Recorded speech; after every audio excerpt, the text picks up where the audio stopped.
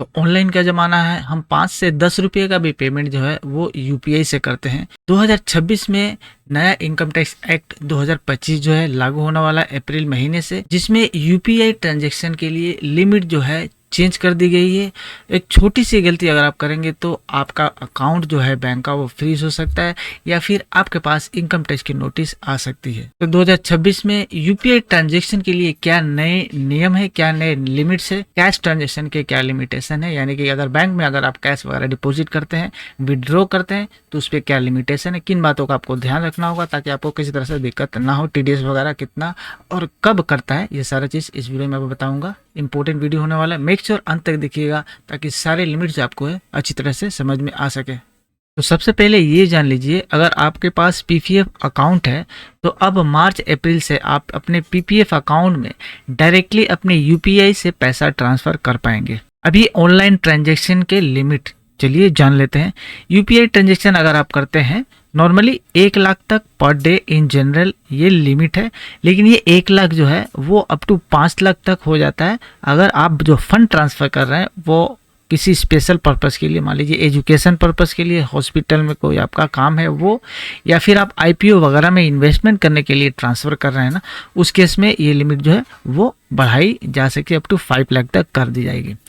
दूसरा online transaction mode होता है जिससे हम लोग पैसा अपना ट्रांसफ़र करते हैं, वो होता है एनईएफटी।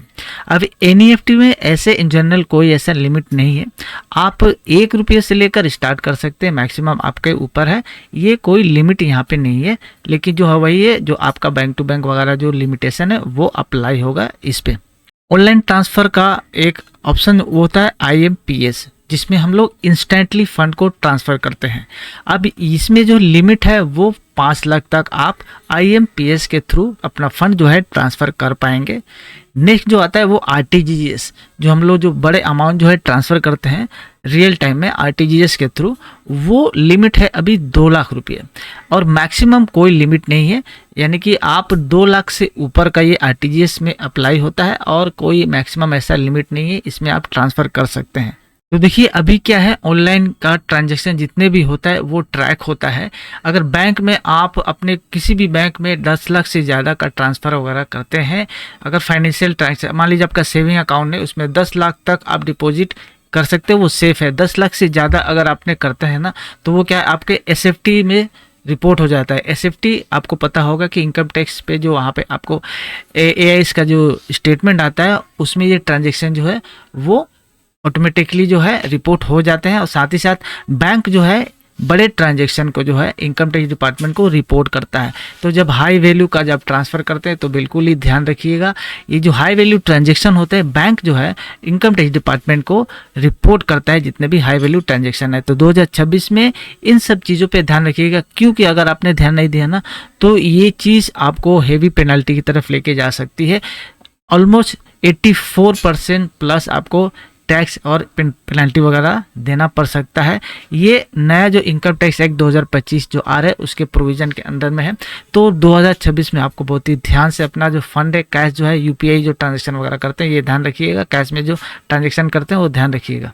अब बैंक से कैश निकालने का क्या लिमिट रहेगा नए साल में? देखिए विड्रॉल के ऊपर जो है लिमिटेशन है, कैश विड्रॉल की लिमिट भी 10 लाख है, उससे ज़्यादा अगर होती है कि जैसे मैंने बताया बैंक जो है रिपोर्ट करता है, आपके एसएफटी में भी रिपोर्ट होता है और डिपार्टमेंट को भी जो है रिपोर्ट होता है जो हाई वैल्यू ट्रांजैक्शन होती है। लेकिन ये जो 10 लाख का जो लिमिट है वो बैंक वाइज अप्लाई होता है, किसी पर्टिकुलर बैंक में नहीं। मान लीजिए आपके पास 2-3 बैंक है, अगर एक एक बैंक में आप 9 लाख यानी 10 से नीचे 9 लाख 8 लाख 9 लाख 8 लाख ऐसे करके 4-5 लाख करके ट्रांसफ़र करते हैं, 10 लाख क्रॉस नहीं होता है इंडिविजुअल बैंक में, तो कोई दिक्कत नहीं होने वाली है। लेकिन मान लीजिए किसी एक पर्टिकुलर बैंक में आपने 10 लाख से ज़्यादा का ट्रांसफ़र कर दिया, 10 लाख से ज़्यादा का विड्रॉ कर लिया, वो चीज़ जो है बैंक जो है रिपोर्ट करता है आपके इनकम टैक्स डिपार्टमेंट को, और वहाँ से आगे का प्रोसीडिंग वगैरह होता है। आपके पास नोटिस भी आ सकती है, क्योंकि इसको आपको जस्टिफाई करना पड़ सकता है, सोर्स वगैरह आपको यहाँ पे देना पड़ सकता है। करेंट अकाउंट में ये वही लिमिट जो है वो 10 लाख की, अगर सेविंग अकाउंट है आपका तो करेंट अकाउंट में वो ये जो लिमिट है वो 50 लाख की हो जाती है। ये लिमिट कैश डिपॉजिट और कैश विड्रॉवल दोनों के लिए लागू होता है। अगर 50 लाख क्रॉस किया तभी बैंक एसएफटी में आपका जो है करेंट अकाउंट के केस में रिपोर्ट करता है। अब एक इम्पोर्टेंट सवाल आता है कि एक इंडिविजुअल अपने नाम पे कितने बैंक अकाउंट रख सकता है। देखिए आरबीआई या आईटी डिपार्टमेंट की तरफ से ऐसा कोई जो है लिमिटेशन वगैरह नहीं है, जितने चाहो आप अकाउंट खुलवा सकते हैं। लेकिन हाँ, आपको जो मिनिमम बैलेंस का जो है वो मेंटेन करना पड़ता है हर बैंक में, नहीं तो आपको उसके लिए चार्जेस वगैरह लगता है। और आईटीआर में आपको प्रॉपर तरीके से जितने भी अकाउंट आप रखते हैं अपने नाम पे, वो आपको फाइल करते समय प्रॉपर अकाउंट का डिटेल जो है वहाँ पे आपको डिक्लेयर करना पड़ेगा। आप अगर आप बिजनेस रन करते हैं, जीएसटी नंबर ले रखे हैं, तो जीएसटी नंबर में भी पोर्टल पे जाकर आपको अपने बैंक को लिंक करना जरूरी होता है, जिसके लिए अगर आप नहीं करते हैं तो आपके ऊपर दिक्कत आ सकती है।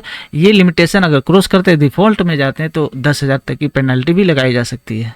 अब कैश विड्रॉल पे टीडीएस भी करता है, आपको ये ध्यान रखना होगा। टीडीएस करता है यानी कि टैक्स करता है। मान लीजिए आपने विड्रॉ किया ना एक लिमिटेशन के बाद, तो वहाँ पे आपको टीडीएस करता है। ये टीडीएस रिफंडेबल होता है। आप जब अपना आईटीआर भरते हैं वहाँ से आपको ये रिफंड मिल जाता है। कितना टीडीएस करता है, मान लीजिए आपने अगर आप पिछले 3 सालों का कंटिन्यूअस आईटीआर भर रहे हैं, तो अगर 1 करोड़ से ज़्यादा का विड्रॉ करते हैं, उस केस में आपका 2% करके टीडीएस करता है। लेकिन आप रेगुलर फाइलर नहीं है, पिछले 3 सालों में आपने आईटीआर नहीं भरा है, तो 20 लाख से लेकर 1 करोड़ तक जब आप विड्रॉ करेंगे तो 2% का, और उससे ज़्यादा यानी 1 करोड़ से ज़्यादा अगर विड्रॉ करते हैं तो 5% का टीडीएस आपको यहाँ पे करता है। और गवर्नमेंट आपके टीडीएस आपके पैन पे जमा करती है। इस टीडीएस को आप अपने आईटीआर के थ्रू रिफंड कर सकते हैं। कुछ अदर जो कैश लिमिटेशन का आपको ध्यान रखना होगा 2026 में, यानी कि लोन वगैरह आप लेना या लोन लेते हैं, लेन देन का काम करते हैं, तो लोन 20,000 से ज़्यादा का आप कैश में ना करें। पेनल्टी अगर प्रॉपर्टी वगैरह रियल एस्टेट का ट्रांजेक्शन करते हैं 20,000 से ज़्यादा ना करें। इसमें डिफॉल्टर होने पर आपको 100% की पेनल्टी लगाई जा सकती है। अगर आपका बिजनेस है, बिजनेस रन करते हैं, तो कैश में सेल 2 लाख से ज़्यादा का ना करें। बिजनेस एक्सपेंसेस अगर करते हैं आप किसी हेड में, तो आप 10,000 से ज़्यादा कैश में ना करें। इसको अगर आप करते हैं, पेनल्टी वगैरह आपको 100% तक इसमें लगाई जा सकती है। और जो खर्चा करते हैं उसको आप डिसअलाउड भी किया जा सकता है। डिसअलाउड अगर खर्चा हो गया तो आपको क्या है, उसके ऊपर टैक्स भी देना पड़ सकता है, क्योंकि आपके इनकम में भी वो ऐड किया जा सकता है। तो सर 2026 में आप ऑनलाइन ट्रांजेक्शन और कैश डिपॉजिट विड्रॉल बैंक के थ्रू करने से पहले इन बातों का ध्यान रखें। आप सारा काम आप करें ताकि आपको किसी तरह से कोई दिक्कत ना हो, आप सेफली अपना ट्रांजेक्शन वगैरह कर पाएँ।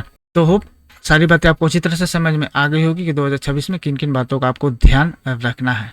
वीडियो अगर अच्छी लगी तो एक लाइक करिए, चैनल को सब्सक्राइब कर लीजिए। ऐसे वीडियो आपके पास रेगुलर पहुंचती रहेगी। Thanks for watching.